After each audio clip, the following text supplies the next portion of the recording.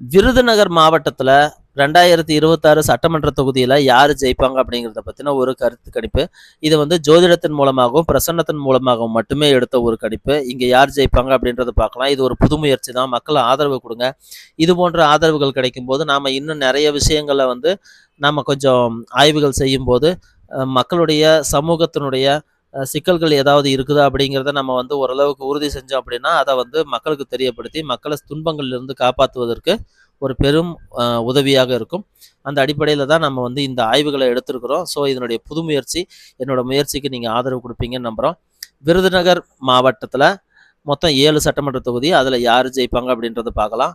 ராஜபாளையம் சட்டமன்ற தொகுதியில டிஎம்கே சார்பாக தங்கப்பாண்டியன் ஒருத்தர் இருக்காரு. தங்கப்பாண்டியன் வந்து துலாம் ராசி.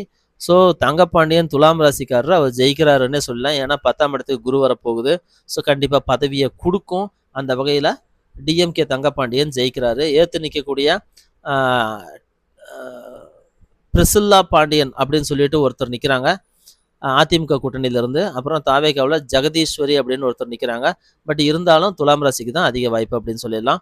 அடுத்து ஸ்ரீவில்லிபுத்தூர் சட்டமன்ற தொகுதியில டிஎம்கே சார்பாக சிபிஐ கம்யூனிஸ்ட் கட்சியிலிருந்து மகாலிங்கம்னு ஒருத்தர் நிக்கிறாரு. அதிமுகவிலிருந்து சந்திரபிரபா அப்படின்னு ஒருத்தர் நிக்கிறாங்க. ஸோ சந்திரபிரபா அவர்களுக்கு தான் வந்து அதிகப்படியான வாய்ப்பு இருக்கு அப்படின்றது நமக்கு பிரசன்னம் காட்டியிருக்குது. அடுத்து சாத்தூர். சாத்தூர்ல வந்து டிஎம்கே சார்பா கடற்கரை ராஜ், அடுத்து வந்து ஏடிஎம்கே சார்பா நயினார் நாகேந்திரன் அப்படின்னு 2 பேர் நிக்கிறாங்க. இதுல ரொம்ப முக்கியமானது பார்த்தோம் அப்படின்னா, நயினார் நாகேந்திரன் வந்து சிம்ம ராசி. அவருக்கு ஒரு நல்ல வாய்ப்பு இருக்குது. ஆனாலும் அஷ்டம சனி நடக்குது. குடுத்து கெடுக்கக்கூடிய வாய்ப்புகள்ல ஏதாவது ஒரு வேலைய செய்யும் அப்படின்றது நம்ம புரிஞ்சுக்க முடியுது. டிஎம்கே சார்பா இருக்கக்கூடிய கடற்கரை ராஜ் அவர்களுக்கு நிஜமாவே டைம் நல்லா இருக்குது. பிரசன்னத்தின் மூலமா உண்மையிலேயே அவருக்கு தான் வந்து வாய்ப்பு இருக்கு அப்படின்னு காட்டியிருக்கு. இருந்தாலும் நயினார் நாகேந்திரனும் வந்து ஒரு போட்டியில இருக்கிறாரு. ஸோ இதுல வந்து என்ன வேணாலும் நடக்கலாம். இது வந்து மதில் மேல் பூனை மாரி எந்த பக்கம் வேணாலும் இந்த தீர்ப்பு போகும் அப்படின்றத சொல்லலாம்.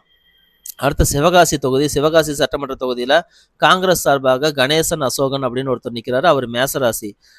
அதிமுக சார்பாக கேடி ராஜேந்திர பாலாஜி நிக்கிறாரு. துலாம் ராசி. ஸோ ரொம்ப சிம்பிள். துலாம் ராசியைச் சேர்ந்த அம் கேடி ராஜேந்திர பாலாஜி தான் ஜெயிக்கிறாரு. அதிமுக தான் ஜெயிக்குது அப்படின்னு சொல்லிடலாம். அடுத்து விருதுநகர் சட்டமன்ற தொகுதியில விஜயபிரபாகரன் அப்படின்னு நிக்கிறாங்க. அவரும் துலாம் ராசி.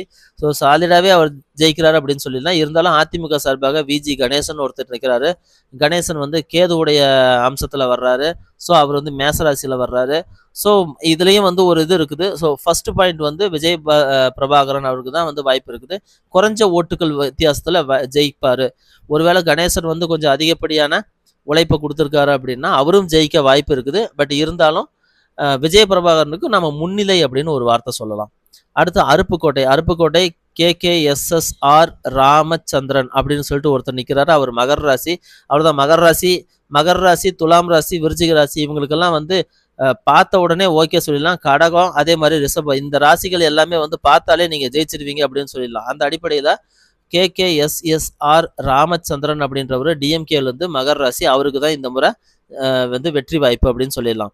அடுத்து திருச்சுழி அப்படின்னு அங்கே வந்து தங்கம் தென்னரசு அப்படின்னு ஒருத்தர் நிற்கிறாரு. அங்கேயும் வந்து பார்த்தீங்கன்னா விருச்சிக ராசி தான் இது. டிஎம்கே சார்பாக நிற்கிறாரு. விருச்சிக ராசி.